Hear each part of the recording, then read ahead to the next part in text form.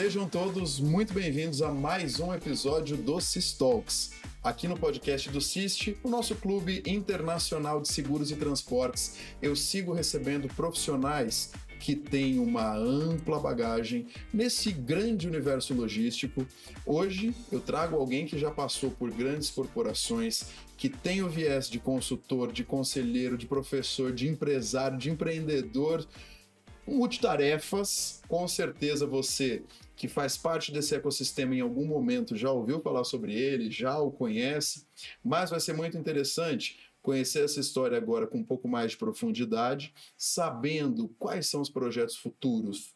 Tem muita tecnologia, tem muita capacitação, que é um outro assunto importantíssimo para o nosso ecossistema, e eu tenho uma responsabilidade deste tamanho, porque eu vou entrevistar alguém que é entrevistador. Inclusive aqui nesse mesmo estúdio que a gente usa o Log 24 Horas, os estúdios do Grupo Ravex, ele também usa esses estúdios para apresentar o Papo Sem Fronteiras, um podcast super legal que inclusive recomendo muito que você conheça. Quero agradecer você que nos acompanha sempre, o nosso patrocinador, apoiador que está sempre com a gente aqui. O CIS Talks é um oferecimento da Porto Seguro. Mas vamos ao que interessa. Está aqui comigo hoje meu amigo Rodrigo Clausen. Rodrigo, bem-vindo, cara. Muito obrigado, Cristiano. Muito obrigado ao CIST, né? Muito obrigado a toda a diretoria lá e a oportunidade que você está nos dando aqui para poder trazer um pouco de, talvez, conhecimento diversificado. E você sabe que é super importante, né? Antes da gente começar, Rodrigo e eu falávamos aqui, o CIST é seguro e transporte, mas essa cadeia logística, esse ecossistema, ele compreende tantos segmentos e stakeholders dentro de cada um desses segmentos que a gente tem possibilidade de falar de 1000 temas.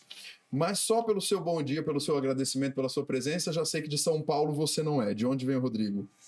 Eu venho de Santa Catarina, uma cidade pequena chamada Porto União. Minha família é de lá, sou nascido lá. Porto União. Porto União. Costumo brincar que é a quarta maior metrópole do mundo. Com base naquela região, por exemplo. E vim para São Paulo muito cedo, trabalhei em alguns dos principais grupos do país, na minha área, que é logística, supply, entre outros, né? Passei por embarcador, seja ele uma indústria, operador logístico, tenho bastante vivência na área de transporte, tenho uma parte da carreira acadêmica de formação, universidade. Lá no passado eu fiz parte da FABET, hoje voltei a fazer parte da FABET. Né? Trabalhamos a formação de gestores na área de transporte. Quando a gente fala gestor, nós pegamos desde analistas, né, até o dono, o presidente, conselho, diretores, gerentes, etc. Faço parte também da formação de motoristas na FABET. Legal. Né, e principalmente da formação de instrutores. Nós temos levado uma formação disruptiva. Sair um pouco daquela metodologia de muita teoria para levar à praticidade o que pode ser levado de forma prática, simples, nas empresas que gerem um resultado bastante significativo e a curto prazo. Você sabe que isso é uma coisa que a gente sempre comenta, especialmente na época da faculdade. A gente começa a fazer faculdade e aí em seguida começa a trabalhar numa empresa, ou seja, a vida real. Tem muitos momentos que a teoria que a gente aprende, ela diverge da prática em si. Eu sou jornalista de formação. Me lembro que quando eu comecei a faculdade, eu aprendi um monte de coisas na aula importantíssimas. Mas na prática funcionava de um jeito um pouco mais fluido, funcionava de um jeito um pouco mais dinâmico.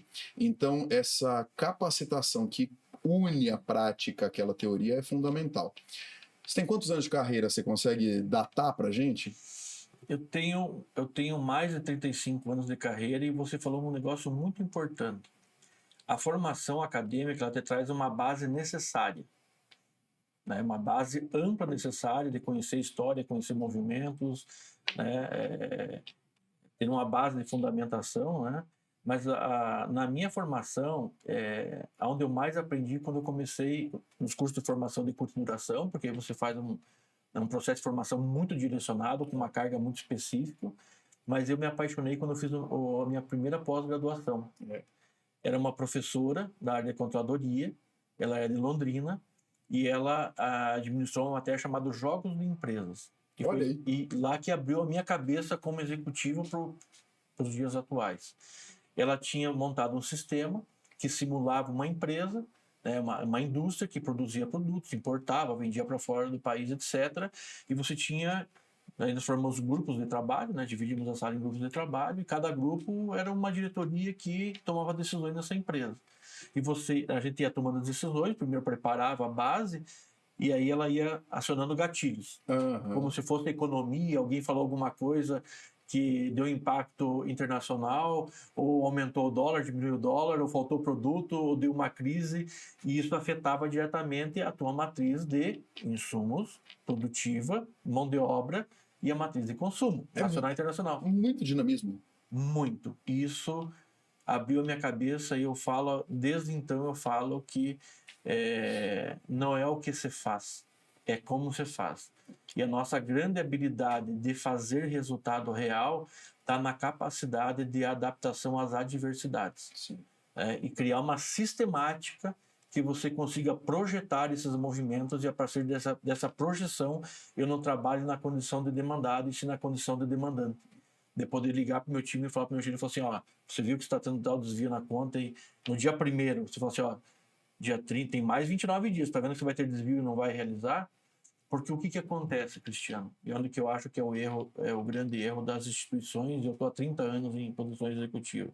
Você deixa passar o mês, né? Você vai resolvendo coisas no dia a dia, resolvendo problema, aí fecha o mês, aí do dia 10 ao dia 15 você vai ter uma reunião executiva, aí você vai ter o resultado do mês passado apurado, você tem desvios, né, ou faturamento ou desvio de despesa, aí monta-se um plano de ação para colocar aquilo em execução para tentar resolver esse problema.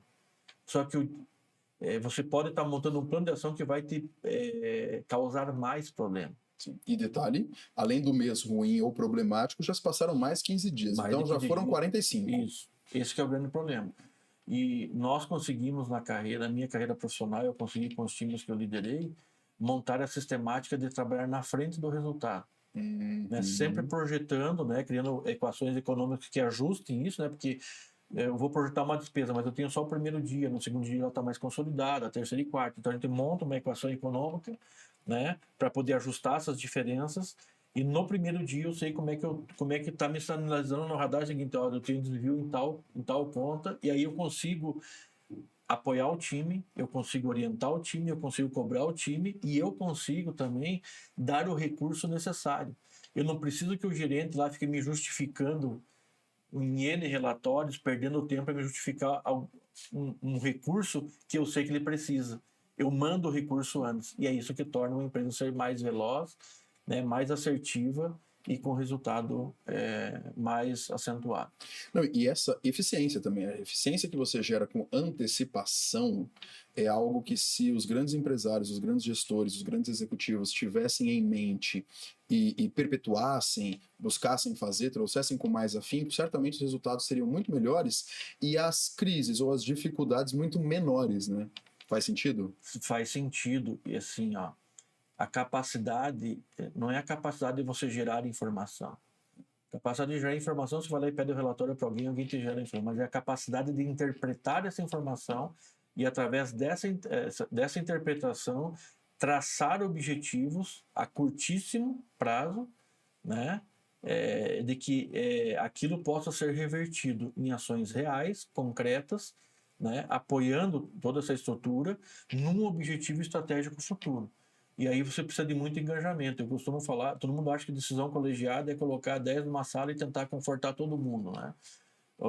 No meu entendimento, o líder coloca ele mais os 9 na sala, cada um ele coloca um tema, cada um dá a sua opinião sobre sobre aquele tema, e ele traça o objetivo. E aí você vai agradar uns e não agradar outros. Mas você tem que ter um time engajado, porque se você tiver um time que não é minha ideia, então eu não vou fazer nada. Não fazer nada é gerar impacto negativo. E acontece muito isso nas empresas. Então, quando você estabelece bem a métrica e você tem um time engajado, por mais errada que seja a tua decisão, você tem que ensinar isso para ele. Por mais errada que ela seja, você já sabe no primeiro movimento que ela não vai dar certo, e você já faz o ajuste necessário para você conseguir estar no caminho correto. E as pessoas acham que isso acontece no final do mês. E, na verdade, isso acontece cotidianamente durante o dia todo. A correção de rota é em tempo real, né? Tempo real. Isso há 30 anos era assim, imaginemos agora, 30 anos depois, estou no mercado desde a década de 90, né, como executivo, imagine nos dias atuais com toda essa pressão tecnológica que nós temos e alguém espirra de forma diferente lá na Rússia e isso abala o mundo inteiro. E muito rápido, né? Porque mais do que o volume de informações que a gente tem, poderia ser um volume que demorava um ano para chegar. Você fala, não, tenho muita informação, demorei um ano para compilar. Hoje, você tem muita informação em tempo real. Então, além de inteligência, leitura, mineração desses dados, há de se ter a agilidade, o jogo de cintura, porque corrigir rota exige jogo de cintura, e a firmeza na liderança, bem como você disse. Se nós formos tentar agradar os 10, a reunião que deveria durar 15 minutos vai durar 2 horas e ainda sairemos de lá sem um caminho claramente traçado. Então, muito interessante. E nesse estilo de trabalho, o jeito Rodrigo Clausen de ser que você vem trazendo contigo nessas mais de 3 décadas, por quais processos, por quais áreas, por quais empresas você passou para chegar até aqui na fase em que você está hoje, com a Dolphin, sua consultoria, com a Unovex, que a gente vai falar bastante dela agora, como o professor que você é, como conselheiro de uma série de outros lugares, por onde você passou, porque, vamos lá, logística e supply são grandes áreas, movimentam esse país e são bem complexas. Sim. Quem é o Rodrigo, né? Eu sou uma esponja para conhecimento. Ontem eu gravei um podcast, na verdade eu gravei 2 ontem, né? E aprendi 2 coisas novas. Então eu tenho a consciência de que eu sei bastante hoje em comparação com quando eu nasci, mas de que eu aprendo todos os dias e de forma muito interessante. A segunda coisa que eu sempre falei na minha carreira profissional, que hoje é um problema, que é o turnover, né? Eu entendo que existem 2 tipos de executivo. Um que faz resultado e um que mantém, equaliza e perpetua esse resultado. E nenhum serve para estar na posição do outro. Eu sou executivo de disrupção, de ver coisas diferentes, de fazer coisas diferentes, de trazer muitos resultados em movimentos não muito longos. Inovação rápida, né? Rápida, reengenharia, né? Exato. Do processo, de etapas, pessoas, entre outros, né? Reajustar. Mas eu não sou executivo de ficar lá, ajusta um pouquinho. Então eu não sirvo para estar mais do que 2 anos e meio numa empresa. O RH falava no passado que Deus nos livre sair de uma empresa em menos de 4 anos, né? Na era das startups, 2 anos e meio numa empresa é uma vida, né? O Dal Bosco, que é um amigo meu, um abraço do Dal Bosco, ele fala em turnover de 4 meses hoje. 4 meses. A Uber tem 1,23 meses de turnover. 1,23 meses. Nossa, tá de 1 ano, 2 meses e 3 dias. É muito pouco. Ele apresenta, em uma das palestras que ele faz, ele apresenta muito bem esses dados. 1 ano, 2 meses e 3 dias. 3 dias. Mas ainda assim, você pensa no tamanho dessa empresa, porque fica aquele imaginário popular. Se eu entrar na Uber, eu não saio nunca mais, né? E o ambiente é tão inovador, talvez, que contribui para que esse turnover seja natural. E olha que negócio engraçado. É a primeira vez na história da humanidade que tem 5 gerações na mesma empresa. Os anteriores ao Baby Boomer e a geração Beta tá vindo aí. Quem nasceu nos... Você pensa que nós estamos em 2025? Quem nasceu em 2007 tem 18 anos. 2007. 2007, tem 18 anos. Se essa pessoa tem 18 anos tendo nascido em 2007, eu nasci em 89, você nasceu em que ano? Eu nasci em 71. Quantos intervalos não tem aqui nesse meio do caminho? Então é 5 gerações numa empresa. E nossa, eu tenho 3 filhos, eu tinha muita dificuldade para entender isso, porque eu sou da geração antiga e não conseguia, por mais que eu sou vivido, né, executivo, trabalhei em divisões, cheguei a comandar mais de 25 mil funcionários em uma divisão que eu fui responsável, eu não conseguia assimilar muito isso. E quando eu fiz uma formação em governança, que eu tive algumas palestras de algumas pessoas de peso, eu consegui entender meus filhos. E é um negócio engraçado, né? Você vai para o mundo executivo, você consegue entender teu filho. Sua família. E quando eu tive daí com o Dal Bosco, né, que eu participei de um evento que ele palestrou, aí eu consegui entender todas as gerações. E quando a gente consegue entender verdadeiramente um problema, né, com bagagem, com experiência, eu sei quais os movimentos eu tenho que fazer. Então, eu não consigo propor uma mudança se eu não sou... falava-se em generalista, né? Hoje fala-se em nexialista. Então, como eu como executivo, posso propor uma mudança no meu time se eu não tenho conhecimento amplo. Então, a pessoa que mais tem que se especializar na empresa é o líder.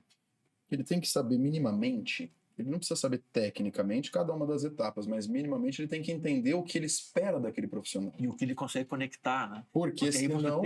daí você tem um especialista na mão e você faz as conexões. Senão eu vou te demandar algo que você não sabe, não faz, não quer e não gosta. Eu vou te frustrar e me frustrar e frustrar toda a equipe envolvida nesse processo, nesse projeto, nesse produto, nessa inovação, seja lá qual for. Ou no dia a dia mesmo. Então é muito interessante, eu não havia parado para pensar nesse ponto de vista. E a gente fala muito isso no marketing, né? Eu preciso entender cada perfil, cada geração, para me comunicar com ele. Mas enquanto líder, também. Você falou uma coisa brilhante. Eu falei minha vida inteira executiva e comprei, no bom sentido, algumas brigas. Quando chegava, tem que reduzir 10% de alguma coisa. Como? Não, tem que reduzir. Meu filho, qualquer um senta na cadeira, uma criança de 10 anos chega ali e fala assim, tem que reduzir 10% de alguma coisa. E aí tá o como você faz. Né? Como você faz isso, né? É isso. E nós, como seres vivos, né? Normalmente a gente só vê a mudança pelo olhar do ganhar. Do fazer mais, ganhar mais, produzir mais, ter mais receita, né? Ter muito menos despesa. Mas para que isso aconteça, a empresa tem que ser entendida como empresa. Eu vi trabalhos brilhantes em grandes instituições que foi por água abaixo. Porque normalmente quando você contrata uma consultoria numa empresa, você contrata uma consultoria para uma área específica. Só que essa consultoria ela é especializada naquela área. Só que uma empresa é como se fosse um relógio suíço. Não importa o tamanho da engrenagem, se é só um pininho. Se você tirar lá do centro aquele pininho, não vai funcionar. Então você tem que calcular qual é o resultado dessa movimentação, qual é o impacto dessa movimentação nas outras áreas. Isso é positivo ou negativo para a empresa? Não, é negativo. Então vamos para outra modelagem. É isso. E esse teste, e montar essa modelagem, depois de ter a modelagem na mão, né, tendo a melhor conjuntura para o resultado, montar a sistemática de acompanhamento, controle preditivo, né, do dia 1º para o dia 30, do janeiro para o maio, né, de 2025 para 2030, que entra todo o planejamento estratégico, que faz a grande diferença. E quando você faz isso, e aí você não impõe mudança porque tem que fazer, e sim pelo exemplo, eu acredito muito nessa questão do exemplo, você tem um time engajado, e é um time que aí também tem humildade e fala o seguinte, eu não estou conseguindo fazer, me dá ajuda, como é que a gente faz? E aí é totalmente diferente o resultado.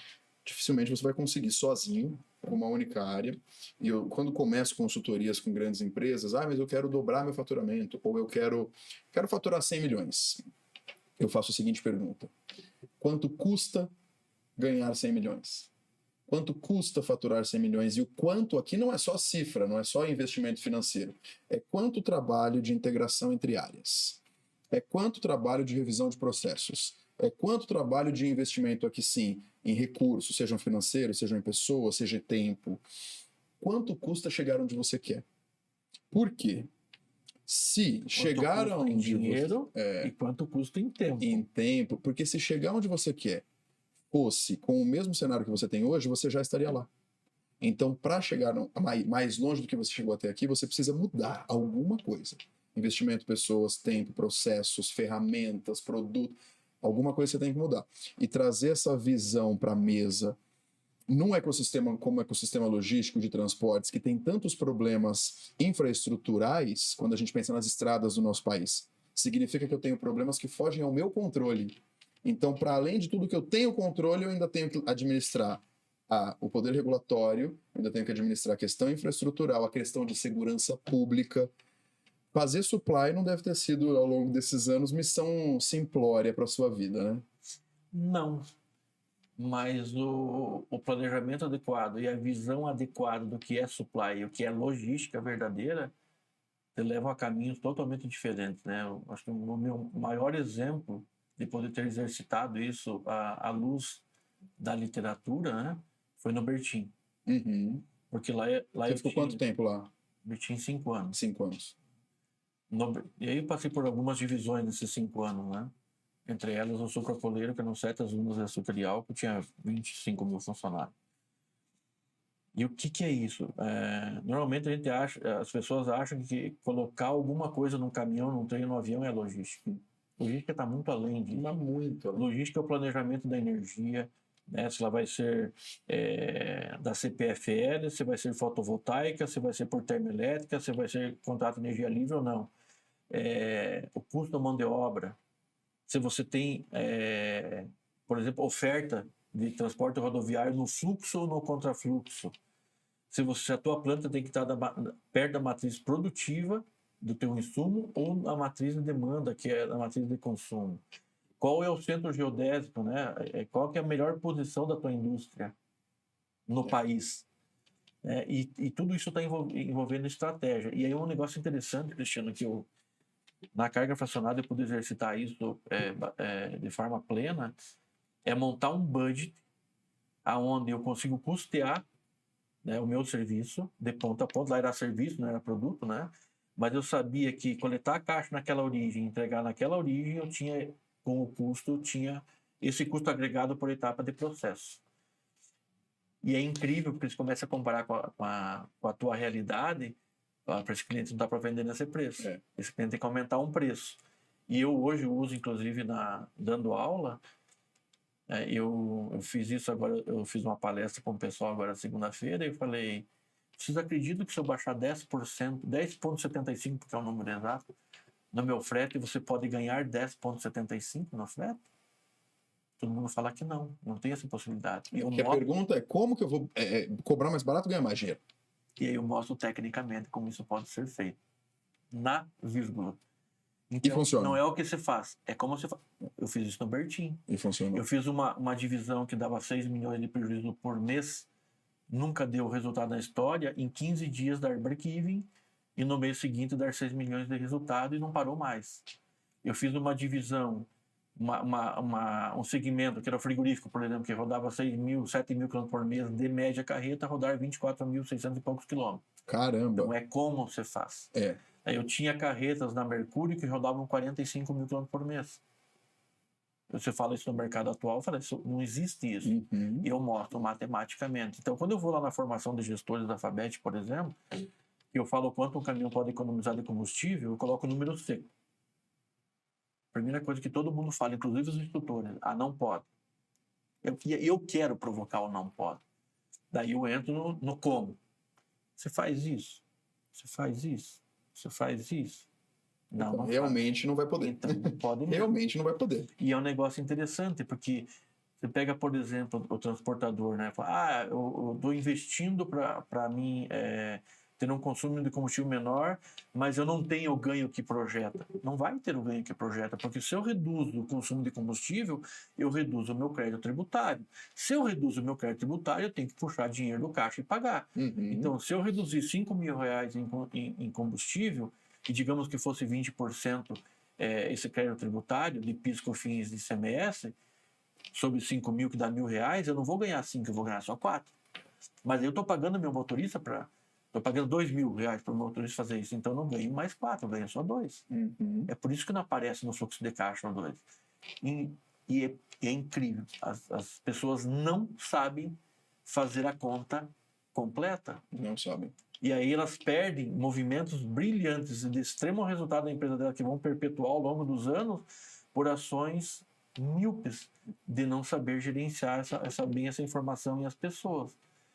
E assim, a falta de capacidade de ver além. Eu costumo brincar que a gente tem que escutar aquilo que não é falado e ver aquilo que não é mostrado. Quando ele consegue fazer isso, a gente consegue estar na frente dos problemas. E poucos conseguem estar assim. É por isso que nós vemos empresas muito bem sucedidas trabalhando em um determinado segmento, player e região, e outras mal sucedidas. Né?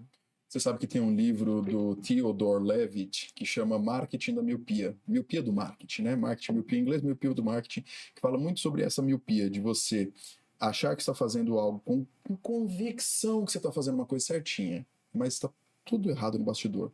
E na hora em que você precisar fazer uma mudançazinha de rota que seja, aquilo desaba.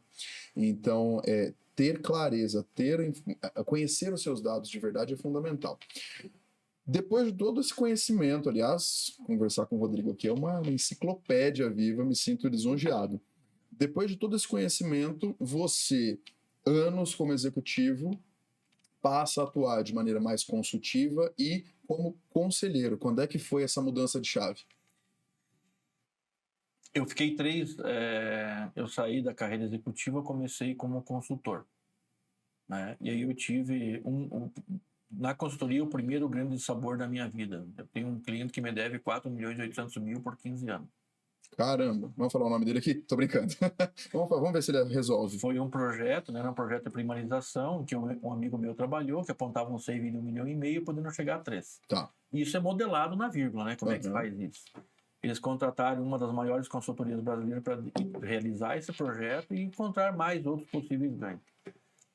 Eles fizeram 1,5 milhão, não acharam a diferença, eles queriam tentar achar esse 1,5 milhão de diferença. Esse meu amigo tinha carreira executiva, não podia fazer atividade laboral fora e me convidou. Eu estava nos Estados Unidos, eu tinha 3 meses que eu me desliguei das consultorias no Brasil e eu entrei para dentro da empresa, né, com a condição de que eu tivesse acesso irrestrito às informações, irrestrito às pessoas, eu pudesse exercitar, né? Isso virou um projeto na vírgula de 45 milhões de reais para metade da empresa. Para metade da empresa. Porque o que as pessoas normalmente querem fazer, elas querem fazer mudanças a partir da matriz original. Eu leio o que existe, supostamente faço um diagnóstico e aí a partir daquilo eu proponho algo. Isso. E a grande mudança está você não tem como fazer uma grande mudança fazendo a mesma coisa que você faz. Você faz pequenos ajustes, pequenas mudanças, pequenos resultados. Está na maneira disruptiva, mas também está ligado à experiência. E aí vem a minha formação. Porque eu nunca me preocupo, e aí eu falo sempre para meus filhos, para os jovens, né? Falei para o Andrei na viagem agora, que a gente voltou lá de Potenza, né, do meu conhecimento da América Latina inteira, por exemplo. O que a viagem te proporciona de aprendizado, porque você está lá, você vê estrutura, você vê curva, você vê serra, você vê posto, você vê indústria, né? E assim é na curva de aprendizado da gente. Então, eu nunca me limitei a fazer cursos na minha área específica. Eu tenho formação na área tributária, na área financeira, eu tenho formação em combustível lubrificante, eu já fui mecânico. Você amplifica o seu campo de conhecimento. E aí você navega em qualquer área da empresa.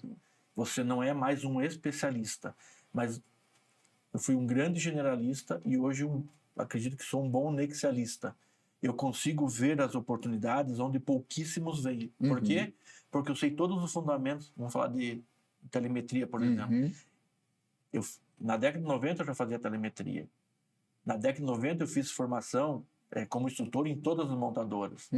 Porque como eu tinha cabeça disruptiva, eu queria colocar isso na empresa, eu tinha que primeiro saber como é que eu vou pedir, como é que eu vou exigir se eu não sei. O que eu vou exigir, né? Eu fui fazer formação em lógica e programação em VBA, Excel avançado para me trabalhar em informação inteligente. E o que você fala hoje de IA, nós já fazíamos de forma um pouco diferente, né? Não com essa amplitude, na década de 90. E é por isso que a gente traciona resultado diferente. Sim. Porque os meus executivos não precisavam entrar em sistema. Eles tinham toda a informação pronta na mão dele. Eles sabiam exatamente na vírgula aonde estava apontando o desvio e o que eles precisavam fazer. E aí eles tinham também o tempo para resolver o problema no dia a dia. Isso é fundamental. É isso que faz a diferença. Falou da telemetria, né?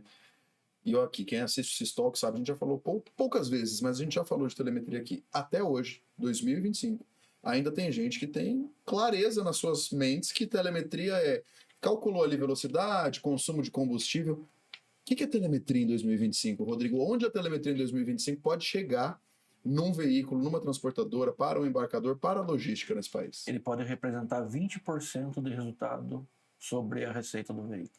20%? Que não é só telemetria, tem o pacote dessas soluções. Uma arquitetura, e é muito legal essa tua pergunta, porque eu comecei a fazer o fechamento das formações dos instrutores pró que a Fabet está fazendo. E quando eu levo esse lado do gestor, do executivo, né? Eu já fui diretor de divisão, eu já fui funcionário, já fui motorista, já fui operador de máquina. Quando eu conecto esse mundo com a realidade de movimentações, se você fizer isso dá X de resultado. né? Lógico que estimado, porque tem vários fatores, mas você tem o norte verdadeiro, né? Se você fizer isso, e aí nós, na Ravex hoje, nós calculamos a telemetria por insight. Então, nós sabemos exatamente quantos reais ou quantos litros de combustível, né, o quanto de manutenção, ou quanto de pneu representa cada insight. Por óbvio que nós calculamos o insight, né? Isso vem através da consultoria. Nós calculamos o insight para mostrar que se você fizer só inércia, ou você fizer só pressão do pedal no acelerador, ou você fizer só pressão do pedal no acelerador e subida em serra, você tem, sei lá, 500, 600, 800 mil litros de combustível consumido. Você pode ter isso. Sim. Mas isso é muito amplo. E olha como é gratificante a gente conhecer quem nos ajudou na nossa carreira. E quando eu dou aula no curso de formação dos gestores, vira até uma certa brincadeira. Eu falo do rei do disco. Quem me deu o norte verdadeiro para isso, e eu bato nessa tecla há 30 anos, né? E hoje eu estou vendo motores saindo, né? Volvo Euro 6 agora sai com uma faixa de torque e faixa verde de 1.000 a 1.200 RPM. Eu já falava isso há 30 anos atrás, e quem me ensinou isso foi um motor chamado Rei do Disco. Rei do Disco. Que eu falei para ele que não era possível fazer a média que ele fez. Não tem como, eu falei para ele. Não que ele não fosse possível, que eu sou melhor do que ele, mas eu falei assim, se eu não consigo fazer, e eu estou extremamente focado nisso, né? Eu concentro muita energia nisso, como é que pode ser tão diferente? E aí eu aprendi com ele a como trabalhar, e a desenvolver todo esse conceito, né, disruptivo, e é por isso que nas empresas que eu passei, isso foi tão significativo. Sim. Porque nós levamos essa essência para dentro do negócio. Todas as suas respostas, elas me trazem muito uma característica que é o intercâmbio de conhecimento, né? Você que é esse lifelong learner, né? Essa pessoa que tem uma vida aprendendo, mas também ensina por ser professor, a veia educacional, a veia pedagógica, a veia do docente, ela apareceu em que momento da sua trajetória? Vou começar com um pouquinho lá do nosso começo do nosso bate-papo. O que mais eu sei é o que eu não sei.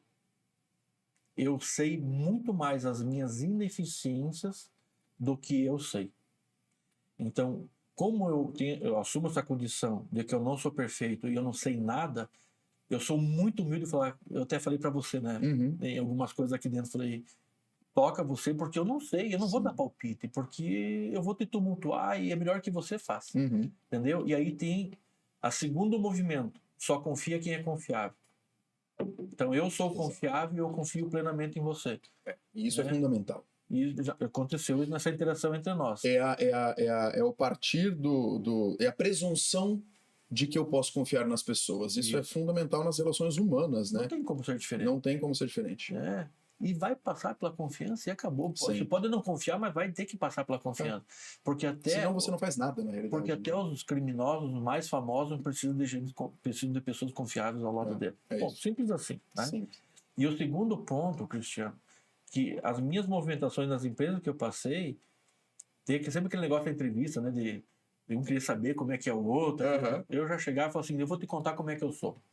Eu sou assim, eu gosto disso, eu não gosto disso, eu não gosto de fazer isso. Isso serve para a tua empresa? É isso que eu quero. É isso que eu quero. E aí a gente segue a conversa.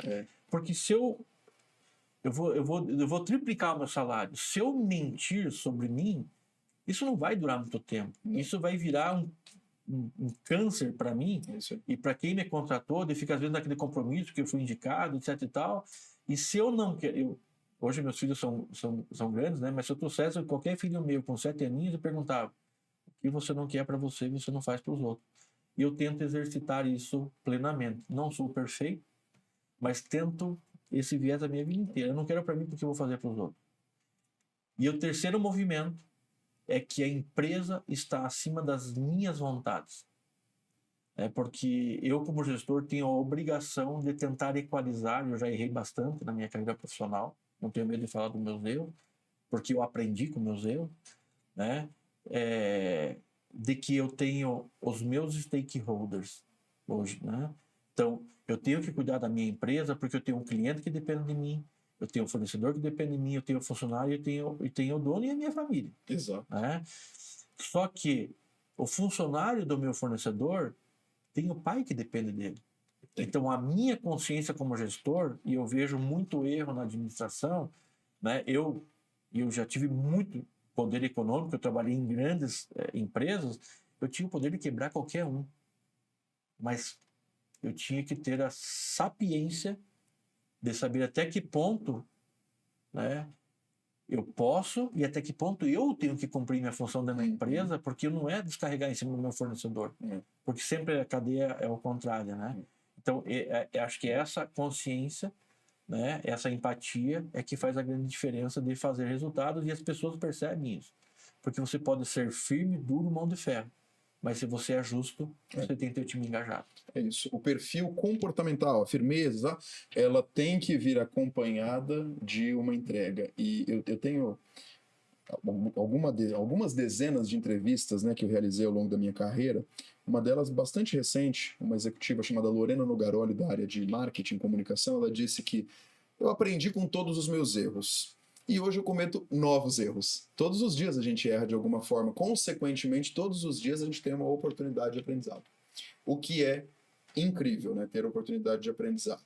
E aí, falando em aprendizado, hoje, dentro do ecossistema do Grupo Ravex, você é o responsável por evoluir ainda mais, né, por desenvolver ainda mais, justamente pela sua veia empresarial, consultiva, de aconselhamento e pedagógica, a Unovex.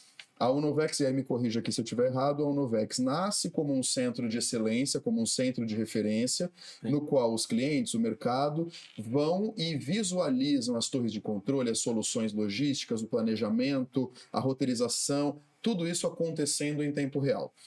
Esse centro de excelência, hoje posicionado em Guarulhos e na Anhanguera, né, 2 unidades desse centro de excelência, crescem e se tornam quase uma universidade corporativa com cursos para o segmento de transportes, logística, máquinas amarelas, enfim. Ele se amplifica para um segundo pilar de capacitação. O que é a Unovex? Conta pra gente. Para entrar no Unovex, eu vou te responder a pergunta, umas 2 perguntas atrás. Né? Por que eu entrei na área didática? Sim, fato. Eu tenho um filho que é especial, eu vim de família muito humilde, eu trabalhei na lavoura, desde que me conheço por gente eu trabalho. Aos 12 anos já operava uma máquina da manhã à noite, comecei fazendo manutenção com meu pai, mas naquela época não tinha dinheiro para mandar, muita coisa era feito manutenção dedicada mesmo, meu pai tinha sido mecânico no tempo que ele serviu o exército. Eu agarrei gosto por isso, né? Me apaixonei por isso, comecei a aprender, né? E aí, quando eu fui para a universidade, eu não tinha esse dinheiro, eu tinha que viajava muito, eu já tinha eu tenho uma dedicação um pouco diferente nos negócios que eu toco, eu só faço o que eu faço porque eu tenho paixão pelo que eu faço. Eu não faço o que eu não gosto. Não é que eu não faça, é que eu não vou buscar o que eu não gosto, né? Porque por dinheiro, jamais eu faria alguma coisa por dinheiro. Só dinheiro. Eu faço porque eu tenho paixão. E a entrega é totalmente diferente. E na universidade, o Jairo, que era o reitor, né? Ele via minha dificuldade, os professores vinham, que eu tinha que viajar para a empresa, né? Eles sempre me ajudaram. Eles me deram uma bolsa, uma parte da minha mensalidade, para poder, né? Porque eu gastava muito com meu filho na época. E eu comecei a dar aula por honrar quem me honrou, né? E eu fiz isso minha vida inteira, né? A primeira caminhonete que eu comprei para mim poder levar meu filho a tratar em Curitiba, quem me deu o consórcio para me comprar a caminhonete foi o Luciano Ravanella, que é a empresa que eu trabalhava. Um abraço, Luciano. Meu filho nós vamos agradecer você a vida inteira, né? Porque ele que me deu a condição de fazer isso, porque era mais barato disso, né? Então começa lá essa entrega por propósito, porque o dinheiro não fazia diferença nenhuma do que eu ganhava lá, porque era muito pouquinho. Então, ir para a Fabet é propósito. E quando a gente faz por propósito, a gente faz com coração, com paixão, com amor, com tesão. Né? Seria a palavra certa. E a Unovex, quando o Jair falou, eu tenho essa ideia, a gente não conseguiu, né, rodar na plenitude ainda, ele falou, quer encabeçar? Eu falei, eu encabeço. Porque é propósito. Eu me sinto muito bem quando eu levo aquele conhecimento que suadamente, trabalhando às vezes 16 horas por dia, todos os dias, né? E com as pessoas com que eu aprendi, com as pessoas que me apoiaram, né? Com as mentes brilhantes, na simplicidade, como o rei do disco, né? Me ensinando a vida inteira. é levar esse conhecimento, né, dentro do propósito que o seu Pedro Garcia criou a Fabet, que não era só formar mão de obra qualificada, mas ele coloca que se cada motorista formado pela Fabet salvar apenas uma vida, tudo o que ele fez, que ele já é falecido, já terá valido a pena. E quando a gente fala em telemetria, a gente liga a telemetria à condição econômica, né? Mas se eu estou gastando menos combustível, eu estou emitindo menos gás de efeito estufa. Então eu estou salvando vidas. Se eu baixo a minha velocidade média, né? E baixando a minha velocidade média de 93 km por hora, 95 para 63 km por hora, eu consigo reduzir a minha sinistralidade entre 50% e 70%. Eu estou salvando vidas. Eu estou salvando derramamento de produto em planeta, em meio ambiente, rio, etc. 70% a 80% do que uma seguradora indeniza, pouco menos, pouco mais, depende do foco da seguradora, provém de sinistralidade com carga. Adernamento por causa da velocidade, amarração, tombamento, batida, etc. e tal. Então, se eu reduzo a minha velocidade média, eu consumo menos combustível, menos pneu, menos manutenção, eu consigo neutralizar 40% dos gases de efeito estufa, consigo ganhar muito mais dinheiro, consigo dar uma condição financeira para o meu funcionário, meu motorista, as pessoas que estão muito diferentes, e para mim como empresário, consigo reduzir essa mensalidade dentro de um propósito de formação. E não uma formação, aqui na Unovex, nós não queremos uma formação, aquela formação da universidade, que você tem que receber a base, mas a formação das pílulas. Então, eu levei 35 anos, por exemplo, eu como professor, levei 35, o professor Carlos, outros professores, né? Eu levei 35 anos para chegar até aqui.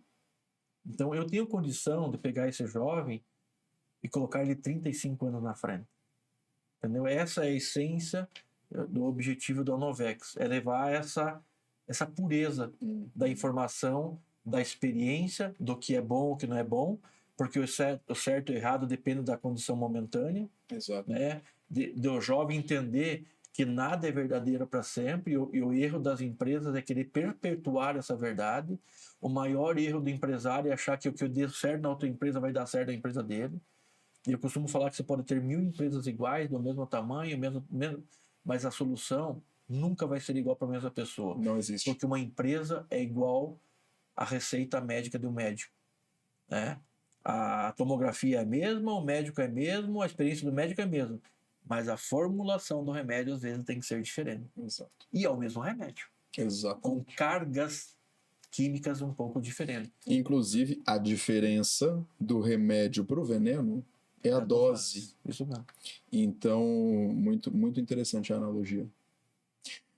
Quando você me conta sobre propósito, valores, sobre gratidão, que é de onde nasce o seu início como professor, isso faz com que o que hoje você faz nesse desenvolvimento da Unovex, que está agora no mercado com tudo, né, quando esse podcast vai ao ar, a Unovex já está rodando com cursos, com parceiros, com estrutura, com, novamente, um centro de referência, torre de controle ali para a etapa prática.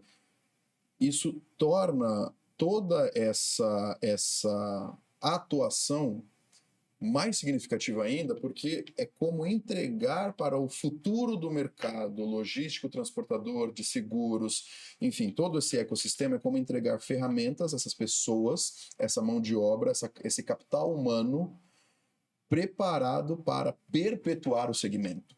Então tem um grau de responsabilidade social gigantesco também, né? Sim, porque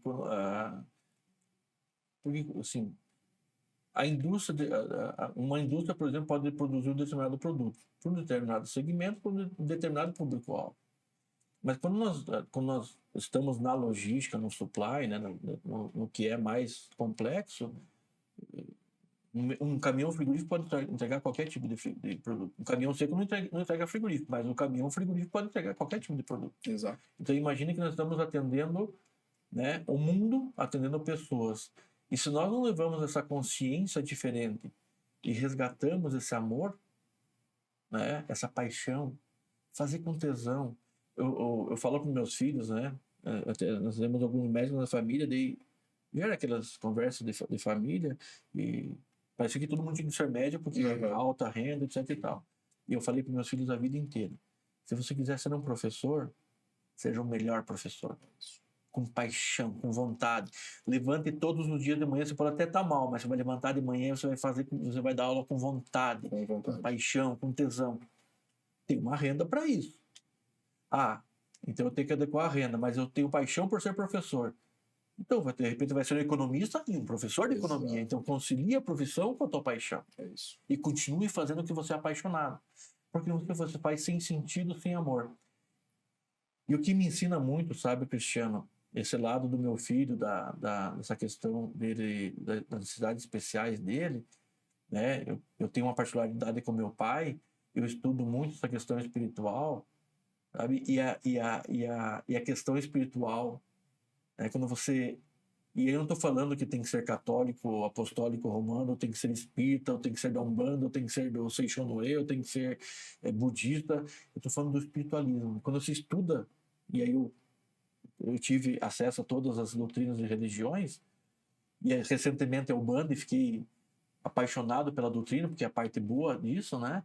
Também você consegue entender o ser humano. Nós somos muito mais do que o que está aqui fisicamente, né? E aí vem a minha empresa, que, né, a marca Dolphin, né? Eu já tive 3 sócios, a gente acabou marchando a cidade por outro motivo, mas a ideia Dolphin é o que, quando eu montei a marca Dolphin, é o que eu entendo que me resume. Porque o golfinho é um dos seres vivos que mais se aproxima do ser humano. Ele vive em família e é um dos poucos seres vivos, quase único, que ela pode estar grávida, né, o prenhe do outro golfinho, mas ela continua cuidando do filho adulto, como somos nós. É o único animal que salva o inimigo. Então, se tiver uma orca que mate ele, a orca tiver tendo necessidade, ele vai tentar salvar a orca. Tem inúmeros casos que ele salvou seres humanos. É um animal que metade do cérebro dorme, metade fica ativo. Então, não para nunca. Não está nunca preocupado e pensando em tentando resolver. Vive em sociedade, né? Entre outras qualidades. E acho que é isso que me resume. Rodrigo, eu nunca havia me aprofundado ou parado para pensar na representação tão profunda de um golfinho. E criar uma empresa com esse nome, por este motivo, com este propósito, com esse posicionamento, com essa proposta de valor, com essa missão, é muito único. Muito, muito, muito único. Parabéns, meu caro. E todas as empresas que eu passei na minha carreira profissional, eu nunca pedi um centavo de aumento. Eu estava lá por propósito. Esse também é um erro, né? Não, mas isso, o trabalho bem feito, isso vem organicamente, né? Mesmo sem precisar pedir. É isso. Muito bom. Certamente teremos outras conversas a cada novidade de Novex, a cada novos cursos, a cada nova parceria. Eu vou querer te receber aqui, porque o ecossistema que acompanha o Systalks é aquele que clama por capacitação. A sua presença aqui é super estratégica, porque nós estamos no final da nossa segunda temporada. Quase no final da nossa segunda temporada. A primeira temporada inteira, a segunda temporada inteira, não houve um episódio em que não se falou na necessidade de capacitação dos futuros profissionais, inclusive dos atuais, mas especialmente dos futuros profissionais que vão continuar fazendo acontecer o transporte, a logística e os seguros nesse país. Então, sua presença é fundamental, estratégica e foi muito, muito bom conhecer sua história, meu caro. Queria te agradecer pela presença. Cristiano, eu sou muito grato pela oportunidade, né? Principalmente, né? Eu costumo falar que é a mão de Deus. Tem algumas coisas que acontecem na vida da gente que não...